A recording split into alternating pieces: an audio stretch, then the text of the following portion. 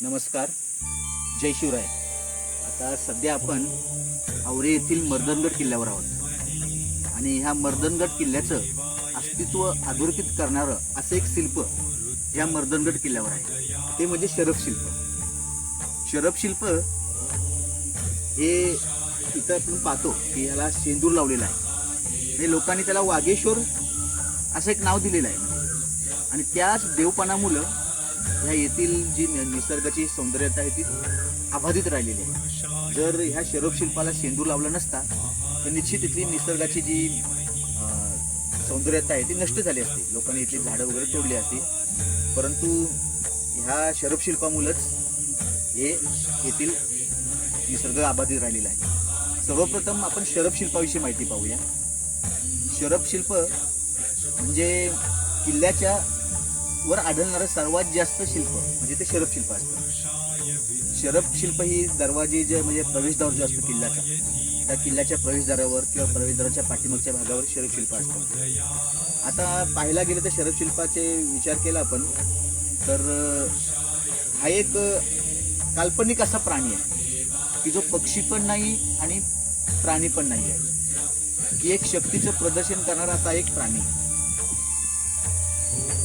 जेव्हा नरसिंहाचा अवतार झाला म्हणजे हिरण्यकशिपूला मारण्यासाठी नरसिंहाने अवतार घेतला आणि त्याच्यानंतर हिरण्यकशिपू मारल्यानंतर हा नरसिंह तसाच राहिला. तो मातला उतला गेला आणि मग लोकांना त्रासदायक ठरायला लागला.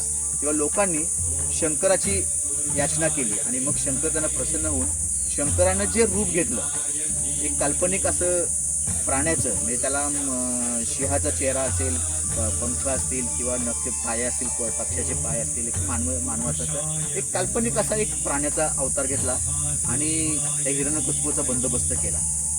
त्याच्यानंतर म्हणजे तो जो अवतार तोच हा शरफ शिल्प. आपण कालिदासाचा मेघदूत पाहिला पुस्तक जर वाचलं तर त्याच्यामध्ये ह्या शरफ शिल्पाचं वर्णन आहे. 108 उपनिषदापैकी शरफ उपनिषद पण आपण वाचू शकता.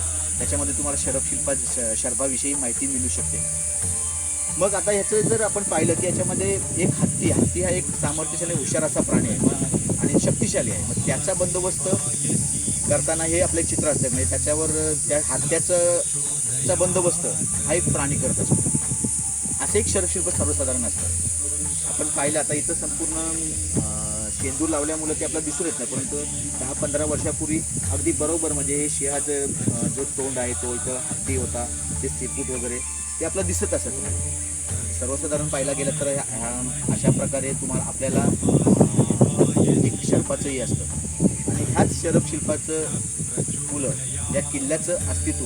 मग आता हे इथं कसं आलं असेल तर एखादा जेव्हा किल्ला पडला जातोय तेव्हा मग ते दरवाजा जर तसंच राहिला तर त्याच्यावर असतो ते, परंतु त्या किल्ल्याच्या आजूबाजूला ते शरफ शिल्प पडून राहतं आणि त्याप्रमाणे हे किल्ल्याच्या आजूबाजूला आता आपण जर पाहिलं तर ही इथं तटबंदी आहे, तिथं बाजूला महादरवाजा आहे.